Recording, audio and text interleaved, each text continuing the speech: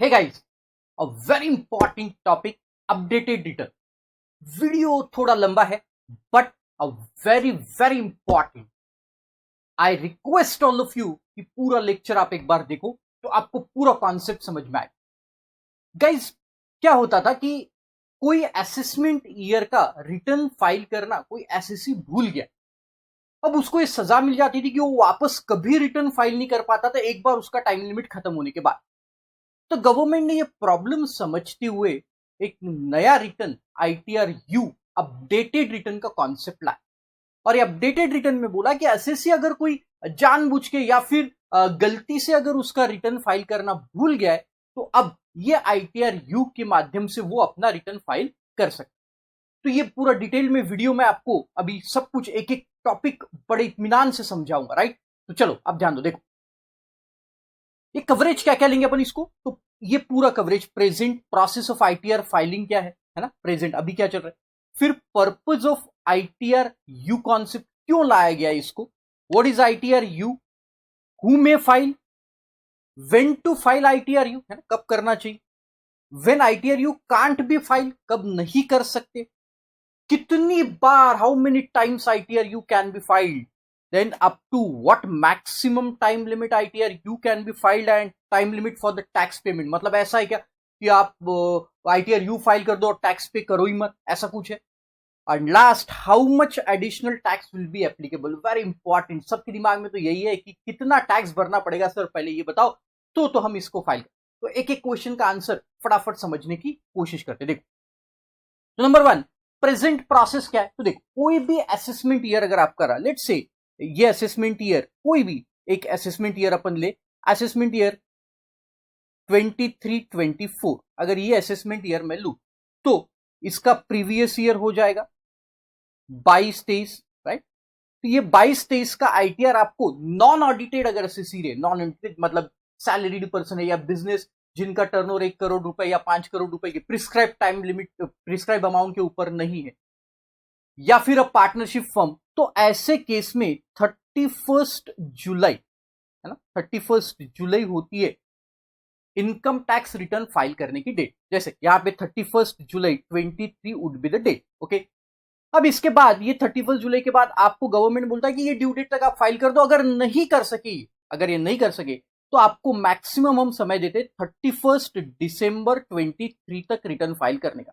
इसके बाद आप रिटर्न फाइल नहीं कर सकते, ऐसा गवर्नमेंट का कहना. बट बहुत सारे लोग परेशान थे इसको लेके, क्योंकि ये भूल जाते थे या बाद में ध्यान में आता था. तो ऐसे केस में अब ये आईटीआर यू का कॉन्सेप्ट निकाला और गवर्नमेंट ने बोला कि अब आप यहां पे भूल भी गई, इस डेट तक आप नहीं भी आईटीआर फाइल किया और ये डेट निकल गई, फिर भी आप आईटीआर यू के माध्यम से रिटर्न फाइल कर सकते. कौन से असेसमेंट ईयर का, 23-24, कोई भी. मतलब ये एग्जाम्पल के तौर पर दिया मैंने आपको. ये लॉ कब से लागू हुआ अपन आगे देखें. 10, purpose of ITR U concept मैंने अभी आपको बताया. क्या पर्पज है कि एसएससी भूल गया था, तो देखो वहां पे लिखा है to provide the more time to the assessee to file the ITR. Assessee को और ज्यादा एक्सटेंडेड टाइम दे. अभी तक तो कितना टाइम था, ये जुलाई में ड्यू डेट थी और आपको दिसंबर तक समय दे रहे थे, तो अभी बहुत कम समय था. अब इसको उन्होंने क्या कर दिया, बढ़ा दिया और बोला कि एसएससी को ज्यादा टाइम मिले, इसलिए आईटीआर यू का कॉन्सेप्ट हमने लाया. Motivating the tax pair towards the desired objective of voluntary tax compliance starting with the filing of correct tax return. कोई एसएससी है, उसको बाद में ध्यान में आता है कि अरे अपन ने तो गलत रिटर्न फाइल कर दिया भाई, या हमको और ज्यादा टैक्स पे करना था, तो इसलिए ये desired objective voluntary tax compliance पूरा करने के लिए ये आईटीआर यू का कॉन्सेप्ट है. And ensuring the additional revenue realisation. Main तो ये कारण था गाइस कि गवर्नमेंट को क्या चाहिए था, एडिशनल रेवेन्यू रियलाइजेशन चाहिए था. कि भाई वो भूल गया ना, अब तो देखो मैं चाहता भी हूं पे करना टैक्स, लेकिन मैं नहीं कर सकता. इसका रीजन क्या है, क्योंकि ये आईटीआर यू जैसे कोई फॉर्म्स ही नहीं थे. तो मैं तो चाहता था कि मेरी गलती मैं सुधारूं, लेकिन चूंकि मेरे पास कुछ रास्ता ही नहीं था, इसलिए मैं रिटर्न फाइल नहीं कर सकता था या टैक्स पेमेंट नहीं कर सकता. तो additional revenue realisation and facilitating the ease of compliance to the tax payer in litigation environment. Litigation free environment करने के लिए, मतलब ये सब लिटिगेशन हो गए, मतलब फिर कोर्ट में जाती थी केसेस, कोर्ट में कई साल लगते थे. तो ये सब लफड़े खत्म करने के लिए उन्होंने ये कॉन्सेप्ट लाया कि एसएससी खुद तू भूल गया तो ये रिटर्न फाइल करके अपना टैक्स का कंप्लायंस पूरा कर। Okay, then what is ITR U now, ये क्या है देखो। तो एज पर सेक्शन 139(1) में हमको मालूम है गाइस कि हम रेगुलर रिटर्न मतलब ड्यू डेट के अंदर रिटर्न भरते, ड्यू डेट में रिटर्न भरना, ये कौन सा होता है 139(1) से। फिर 139(4) में बी लेटेड रिटर्न, जैसे कि मैंने बोला दिसंबर तक आप रिटर्न फाइल कर सकते हो, दैट इज बी लेटेड रिटर्न। और 139(5) में आप रिवाइज रिटर्न फाइल कर सकते हो, राइट, रिवाइज रिटर्न। अब एक नया सेक्शन निकाला गया 139(8)(a) and that is for updated return, ITR U updated return 139(8)(a। तो देखो क्या बोलता है 139(8)(a), any person whether or not has furnish the return, whether or not मतलब उसने फर्निश किया है पहले रिटर्न, ये वाले सेक्शन में 139(1) में या 139(4) में या 139(5) में उसने रिटर्न फर्निश किया है या नहीं किया है, whether or not he has furnish the return under subsection 1 or subsection 4 or subsection 5 for an assessment year, here and after refer to as relevant assessment, अभी अपन उसको रेलेवेंट असेसमेंट ईयर के नाम से देखेंगे, may furnish an updated return of his income or the income of any other person in respect of income of any other person। मतलब क्या guys कि मान के चलो कि जैसे मिस्टर एक्स है और मिस्टर एक्स की डेथ हो गई। अब मिस्टर एक्स की डेथ होने के बाद उसका बेटा लीगल है, अगर रिटर्न को फाइल करना चाहता है तो वो भी कर सकता है, इसलिए दिया updated return of his income मतलब खुद की इनकम और the income of other person in respect of which he is accessible to this act, मतलब उसको he is accessible to income tax act for previous year relevant to such a assessment year in prescribed form U verified in such a manner and setting forth such a particular as may be prescribed at any time within कितने दिन तक 24 months from the end of relevant assessment year। कितना time limit है 24 month from the relevant assessment year। जैसे example में लू financial year 1920 इसका assessment year है गाइस, इसका पहले असेसमेंट ईयर करो आप, क्या हो गया 2021, ये इसका असेसमेंट ईयर हुआ, यहां से 24 मंथ मतलब 31 मार्च 2023 तक ये रिटर्न फाइल हो।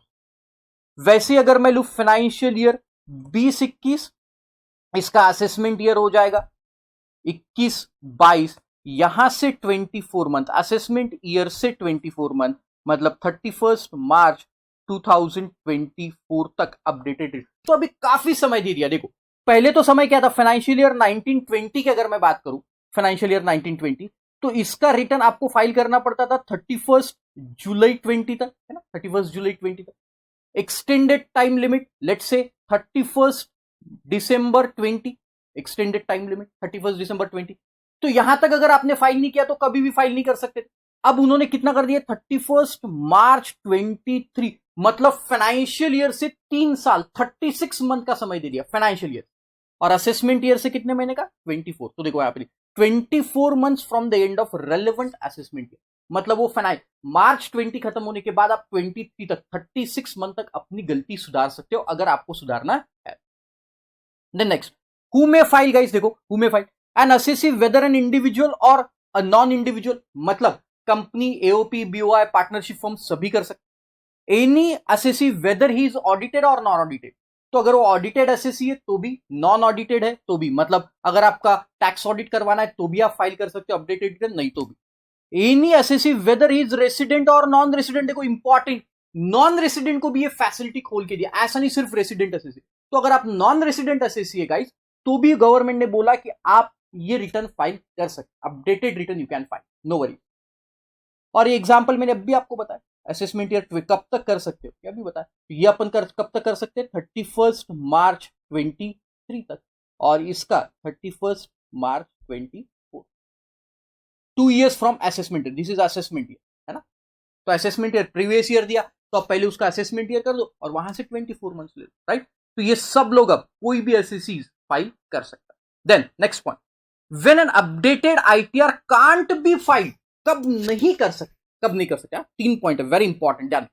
सबसे पहले इसका एक लॉजिक ध्यान में रखो, गवर्नमेंट ने बोला है देखो एसएससी को हम कोई बेनिफिट नहीं देंगे, एक लैंग्वेज में समझ जाओ, एसएससी को हम कोई बेनिफिट नहीं देंगे जो कुछ भी होगा वो हम गवर्नमेंट है भाई, जो कुछ है वो हमारे लिए, हमारे अपडेटेड आईटीआर क्यों निकाला, हमको एक्स्ट्रा रेवेन्यू चाहिए। एसएससी का कोई फायदा है तो ITR U updated return file नहीं हो सकता। मतलब मान के चलो कोई एसएससी है, उसका रिफंड था, कोई ईयर में रिफंड था, और वो रिफंड अब उसको क्लेम, रिटर्न फाइल करना भूल गया और रिफंड क्लेम करना, क्या आप फाइल कर सकते हो? The answer is no.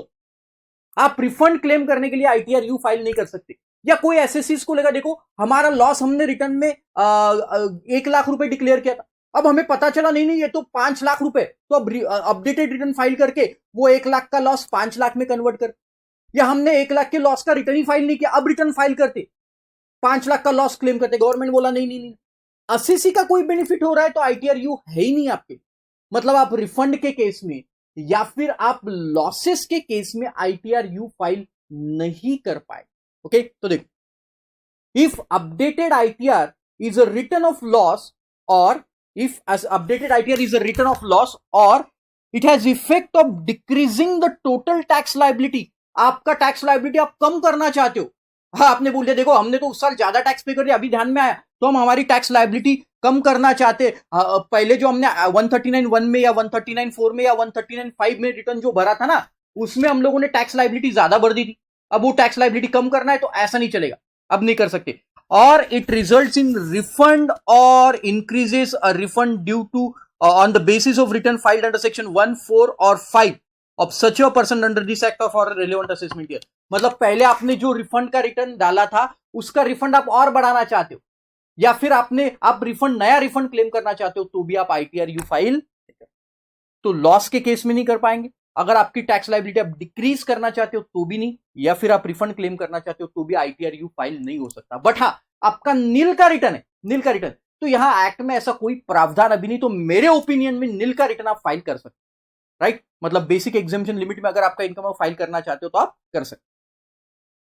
Then a person who can't file updated ITR, है ना। और कुछ चीजें देखो कब कब नहीं फाइल कर सकते। पहला, where in case the assessee search has been initiated, आपके अगेंस्ट में सर्च इनिशिएट हो गया 132A में इनकम टैक्स एक्ट सर्च, लोग आ गए वहां पे, इनकम टैक्स के गेस्ट आ गए आपके यहाँ पे, तो आप ये रिटर्न अब बोलेंगे नहीं नहीं देखो कुछ चीजें पकड़ में आ गई सर्च में, अब बोलेंगे नहीं मैं अपडेटेड रिटर्न फटाफट जाके फाइल करता हूं क्योंकि सर्च में पेनल्टी लगी, तो ऐसा नहीं होगा। Where the survey has been conducted, कोई सर्च सर्वे कंडक्ट हो गया। Then where notice has been issued under section 132 or 132A to the effect that money, bullion, jewelry, valuable article being seized or being requisitioned, मतलब क्या, देखो ये point और ये books of account और Boolean का पॉइंट सेम है। कहीं और सर्च चल रहा है, सर्वे चल रहा है, और वहां पे आपके रिलेटेड कोई डॉक्यूमेंट मिल गए, है ना। मतलब मेरे यहां पे सर्च चल रहा है और मेरे यहां पे ऐसे बुक्स ऑफ अकाउंट मिले जो आपसे मैंने लिए हुए, आपसे रिलेटेड चीजें, तो अब आप भी अपडेटेड रिटर्न फाइल नहीं कर पाएंगे। यहां पे ये पॉइंट में बुक्स ऑफ अकाउंट दिया, नीचे वाले पॉइंट में देखो बुक्स ऑफ अकाउंट, और यहां पे मनी, बुलियन, ज्वेलरी, आपने मेरे यहां पे आपका बुलियन ज्वेलरी रखा था और उसका रिकॉर्ड उनको मिल गया कि ये फलाने मिस्टर नितेश ने ये मेरे पास में रखा था, तो फिर ऐसे केस में भी आप नहीं कर पाएंगे। देन इफ एनी, वही लिखा है पूरा, इफ एनी असेसमेंट और रीअसेसमेंट और रिकम्प्यूटेशन और revision of proceeding is pending for an assessment year, आपके अगेंस्ट में कोई असेसमेंट चल रहा है, 143(3) में असेसमेंट चल रहा है, 147 में रीअसेसमेंट चल रहा है, रिकम्प्यूटेशन ऑफ इनकम चल रहा है, आपके अगेंस्ट में already case income tax department में पेंडिंग है, इन शॉर्ट, तो फिर आप ये आईटीआर यू फाइल नहीं कर सकते। या फिर assessing officer has information in respect of the assessee that he is in possession under foreign exchange manipulators act, आपके अगेंस्ट में कोई प्रोसीडिंग्स चल रहे हैं, मनी लॉन्ड्रिंग एक्ट के अगेंस्ट में, बेनामी प्रॉपर्टी ट्रांजैक्शन एक्ट में, ब्लैक मनी एंड इंपोजिशन, ये सब एक्ट में अगर आपके अंडर में कोई ऑलरेडी लिटिगेशंस चल रहे हैं तो आप आईटीआर यू फाइल नहीं कर सकते। Where an information is obtained under section 90 or 90A, double taxation avoidance agreement is shared with the assessee before, आपके अगेंस्ट में अगर कोई डबल टैक्सेशन अवॉइडेंस एग्रीमेंट में इंफॉर्मेशन ऑब्टेन, कोई गड़बड़ काम किया आपने, तो फिर आप आईटीआर यू नहीं फाइल कर सकते। एंड वेयर प्रोसिक्यूशन, एसएससी के अगेंस्ट में प्रोसिक्यूशन का केस चल रहा है, any prosecution proceeding under chapter 22 has been initiated for relevant assessment year to furnishing ITR, आपको जिस असेसमेंट ईयर का आईटीआर यू भरना है वो असेसमेंट ईयर के आपके अगेंस्ट में प्रोसिक्यूशंस के प्रोसीडिंग चल रहे, तो भी आप आईटीआर यू फाइल नहीं कर पाए। And assessee is such a person और belongs to a class of person as may be notified by the board. ये तो एकदम वाइड कर दिया। सीबीडीटी के नजर में आप कोई ऐसे पर्सन हो भाई, तो सीबीडीटी कभी भी नोटिफिकेशन निकाल के, या उनको अगर लगा कि ये पर्सन को आईटीआरयू फाइल नहीं करने देना, तो फिर उस केस में भी आप आईटीआरयू फाइल नहीं कर पाए। Very simple. Okay, how many times N assessee may file the updated ITR. क्या ऐसा है कि आईटीआरयू आज फाइल किया, फिर कल रिवाइज करेंगे, फिर परसों, ऐसे जैसे रिवाइज रिटर्न हम कितने भी बार फाइल कर सकते, रिवाइज कर सकते, वैसे आईटीआरयू के केस में नहीं है। एक असेसमेंट ईयर के केस में आप एक बार आईटीआरयू फाइल कर सकते, एक बार गलती सुधारने का मौका देंगे। आप बार बार गलतियां करोगे तो फिर थोड़ी ना चलेगा। तो एक बार आपकी गलती हुई है, आप आईटीआरयू के थ्रू अपडेट करो, बट बाद में उसको लेकिन हाँ, मान के चलो ये असेसमेंट ईयर 2021 है, उसके लिए आपने एक बार आईटीआरयू फाइल किया, अब इसको आप बाद में कभी भी फाइल नहीं कर पाए। लेकिन असेसमेंट ईयर 21-22 के लिए आप सेपरेट आईटीआरयू फाइल कर सकते। तो अलग अलग असेसमेंट के लिए आप कितने भी आईटीआरयू फाइल कर सकते, बट एक बार फाइल हुआ आईटीआर वापस आप यू फाइल नहीं कर पाए। Whether the tax payment to be made upfront और it may be paid after filing of ITR. Of course आपको पहले पेमेंट करना पड़ेगा, बात का कोई लफड़ा नहीं। पहले पेमेंट करो, उसका प्रूफ दो, और फिर कितना पेमेंट करना है अब भी बताएंगे। कितना पेमेंट अब पहले दिमाग में सॉल्व, सर कितना करना है वो तो बताओ, तो बताएंगे। तो एक पहले आपको आईटीआरयू भरने से पहले पेमेंट करना पड़ेगा, और वो प्रूफ ऑफ पेमेंट आपको रिटर्न में जोड़ना पड़ेगा, और फिर आईटीआरयू। ऐसे इनकम टैक्स रिटर्न में होता है, पहले चालान पे करो फिर इनकम टैक्स। अदरवाइज तो लोग उधारी रखेंगे ना गवर्नमेंट के पास कि भाई ये रिटर्न ले लो, मैं करूंगा ना पेमेंट। उधारी नहीं चलेगी, पहले पेमेंट करो फिर आईटीआरयू फाइल करो। Then how much the additional income tax is payable, this is very important. Additional payment of income tax, तो चलो मैं पहले आपको समझा देता हूं। देखो, तो मान के चलो आपका असेसमेंट ईयर है 2021, और ये असेसमेंट ईयर का आपका टैक्स आया है 2 लाख रुपए, है ना, जो आपने नहीं भरा था पहले। और ये टैक्स के ऊपर, अच्छा टैक्स का मतलब tax include in my opinion it's education and higher secondary education cess, okay. और इसके ऊपर इंटरेस्ट, अभी तक का इंटरेस्ट आया लेट्स से 50,000 रुपीज। अब नॉर्मल केस में, अपन नॉर्मल केस की बात करते, तो असेसमेंट ईयर 2021 मतलब फाइनेंशियल ईयर 19-20 की बात चल रही, तो 19-20 का आईटीआर आपको भरना चाहिए था नॉर्मल केस में 31 जुलाई 2020 तक, राइट। अब आपने नहीं फाइल किया, बराबर। अब आप फाइल करना चाहते हो उसको, उसकी लास्ट डेट भी आपको मालूम है 31 दिसंबर 20 थी, आपने नहीं भरा। अब आप करना चाहते हो उसको फाइल लेट्स से 31 अगस्त 2022 को, तो पहली बात तो कर सकते हैं क्या, वो देखो आईटीआरयू के तहत, तो देखो 2021 असेसमेंट ईयर मतलब 31 मार्च 23 तक कर सकते हो, है ना, 24 मंथ्स तक, राइट। तो आप क्या आईटीआरयू फाइल कर सकते हो? द आंसर इज यस, आप आईटीआरयू फाइल कर सकते हो। दूसरा केस लेते, अपन थोड़ा बड़ा करके लेते इसको, अच्छा नीचे ले लेता हूं, है ना। देखो, तो फाइनेंशियल ईयर आपका है 1920, इसका रेगुलर आईटीआर आप 31 जुलाई 20 तक फाइल कर सकते हो। 31 जुलाई 20 तक। इसका एक्सटेंडेड टाइम लिमिट था 31 दिसंबर 20 एग्जाम, ओके। अब इसको आपने 2 केसेस में ले लेते इसको। पहले केस में आपने इसको फाइल किया लेट्स से 31 अगस्त 2021, और दूसरे केस में फाइल किया 31 अगस्त 2022। तो पहले तो ये देखो कि आप क्या फाइल कर सकते हो, तो ये कब तक फाइल हो सकता है। देखो, इसका असेसमेंट ईयर क्या है, आपका असेसमेंट ईयर है 2021, यहां से 24 मंथ्स, यहां से 24 मंथ, मतलब आप कर सकते हो 31 मार्च 2023 तक, राइट। क्या इससे पहले फाइल किया? यस, ये भी पहले है, ये भी पहले, अरे बराबर, मतलब आप ये आईटीआरयू फाइल कर सकते। Very good. अब देखो गवर्नमेंट ने क्या बोला, अगर ये आईटीआरयू जो आप फाइल कर रहे, ये असेसमेंट ईयर के within 24 months file, within 12 months file हुआ, 12 मंथ्स, तो यहां से 12 मंथ्स कहां हो जाएंगे, देखो 31 मार्च 2022 तक, ये 12 मंथ्स हुए। तो अगर आप 12 मंथ्स तक आईटीआर यू फाइल करते हो, 12 मंथ्स तक, देखो मतलब ये 12 मंथ्स तक हुआ है, with in 12 months from assessment year, relevant assessment year, और ये after 12 months, after 12 months but before 24 months. After 12 months है बट बिफोर 24 मंथ्स, मतलब ये भी वैलिड है, ये भी। तो गवर्नमेंट ने क्या बोला कि अगर आप ये within 12 months from the date of assessment year करते हो फाइल, तो इस केस में आपको पेनल्टी, एक्स्ट्रा टैक्स कितना भरना पड़ेगा, एक्स्ट्रा टैक्स।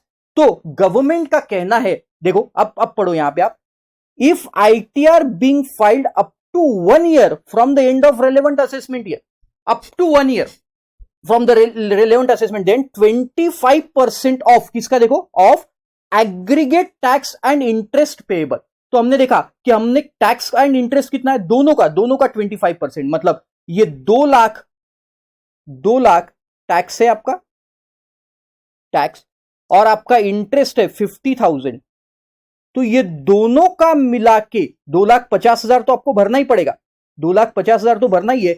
और इसके साथ आईटीआर यू में अपडेटेड लेट फी या पेनल्टी, जो भी आप बोलो, लेट फी, पेनल्टी, जो भी आप बोलो, इसका 25% एट द रेट ऑफ 25। तो इंटरेस्ट और टैक्स दोनों का मिला के 25%, राइट।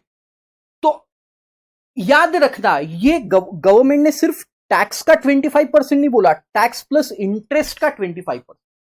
और अगर आप 12 मंथ के बाद, रेलेवेंट असेसमेंट ईयर के 12, मतलब ये वाली केस अप टू 24 मंथ्स करते हो, तो टैक्स ये तो 2 लाख ही रहेगा। बट देखो इस केस में इंटरेस्ट बढ़ जाएगा ना आपका, लेट्स से 24 मंथ है तो इंटरेस्ट हो गया आपका अब 1 लाख रुपए एग्जाम्पल।